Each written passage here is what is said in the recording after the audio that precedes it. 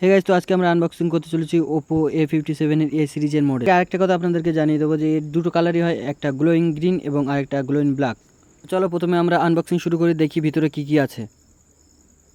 তো finally unboxing complete guys. তো এর ভিতরে কি কি আছে, এর প্রাইস কত, সব কিছুই জানাবো তোমাদের। তো প্রথমে ফোনটা দেখতে থাকো।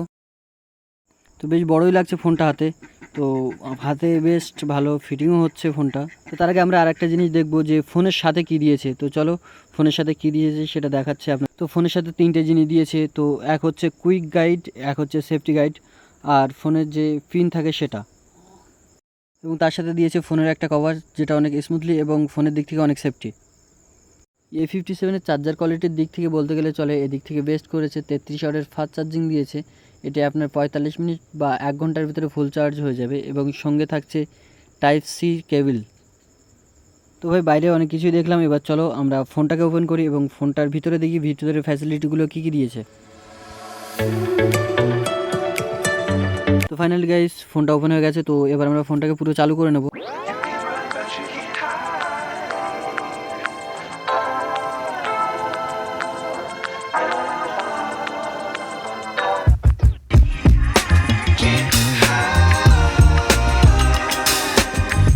ফোনটা হাতে নিয়ে বেশ ভালোই লাগছে এবং পিছনের কালারটা খুব দারুণ লাগছে, হাতেও ভালো ফিটিং হয়েছে ফোনটা। তো প্রথমে আমরা ফোনের ক্যামেরা কোয়ালিটিটা চেক করব যে ফোনের ক্যামেরাটা কেমন আসছে।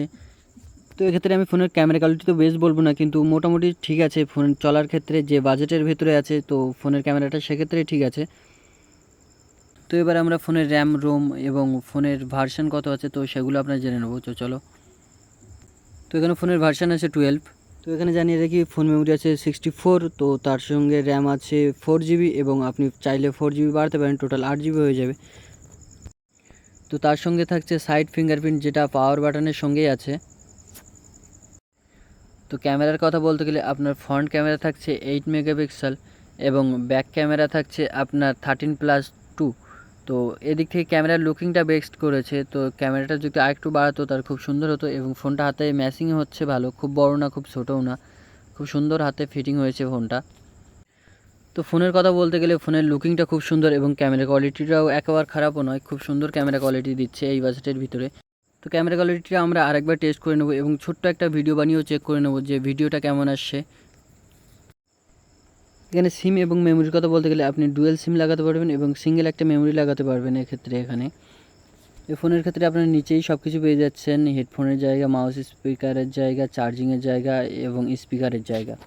এর যে প্রসেসরটা থাকছে সেটা হলো G35 এবং এর যে প্রাইসটা থাকছে সেটা হচ্ছে 13,999 টাকা। তো আপনারা এই বাজেটের ভিতরে খুব সুন্দর একটি ফোন, তো আপনারা চাইলে ফোনটা নিতে পারেন।